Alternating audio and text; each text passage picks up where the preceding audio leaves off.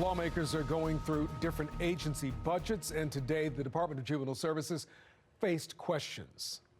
Fox 45's Mackenzie Frost monitored that hearing and joins us live from the newsroom. So, Mackenzie, there are some questions apparently about the agency's plan to expand certain programs.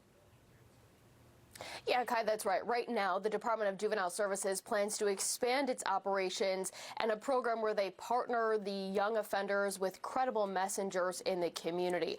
Part of the budget proposal is including more money for that expansion, but not everyone is on board. And even an analyst from the Department of Legislative Services says that expansion perhaps should be paused given the state of the budget crisis in Maryland. A budget subcommittee started by detailing the dollars allocated to the Department of Juvenile Services. The department's budget increases by $22.6 million. 45% of that growth attributed to personnel cost increases. But beyond the price, the data shows just how many young people are involved with DJS. Total juvenile arrests down 38.6% between 2019 and 2023, though more kids were arrested in 2023 compared to the previous year. But keeping track of the performance metrics remains an issue for the department. DJS only reported 3 measures for fiscal 24 due to insufficient data collection. One not new to some lawmakers, as a previous hearing about the lack of oversight and accountability measures indicated the gaps in the system. As Maryland faces a $3 billion budget deficit, the growth DJS is planning for to pair kids with credible messengers in the community faces some challenges.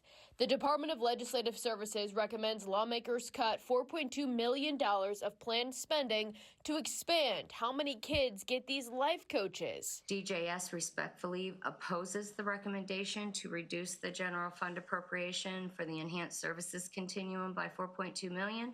The demand for expanded community-based services. Why did you propose cutting this? We recommended this in light of budget constraints elsewhere and without evidence yet from the department about how many youth it has been able to reach in a full fiscal year. It seems to be working. I guess I'd say that's as strong as I'd be willing to say it, based on the data. And they propose expanding it to other folks.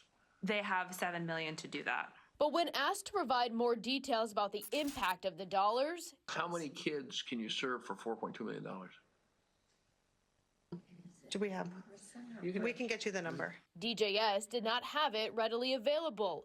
Lawmakers also questioning the use of monitoring. Right now, DJS uses 2 types of ankle monitors, electronic monitors and GPS. It just seems like it's not working. And so I just like to know where we are with that.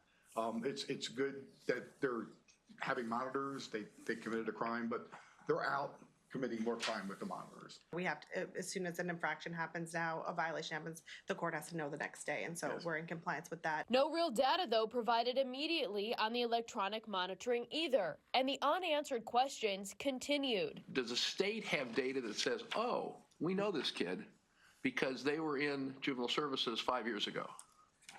We're part of the longitudinal data system where that's tracked. So I just like to get my head around, how many folks who are committing crimes today you've touched at one point. There seems to be no accountability here. Mm-hmm. These are not arrests. These are incidents that happen. So by number, do we have the numbers of the incidents that happen continuously and not arrests? What we have are the complaints that were forwarded by police officers. DJS also learning the legislative analysis calling to drop the governor's plan to open a residential treatment facility for young people, noting that building is not in DJS's master plan.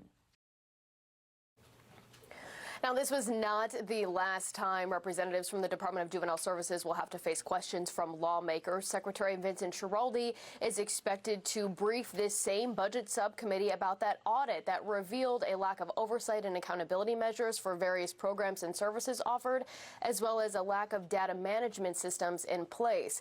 Now, that same audit is expected to be reviewed, and the secretary will be questioned by a House committee at the end of the month. Live in the newsroom, Mackenzie Frost, Fox 45 News.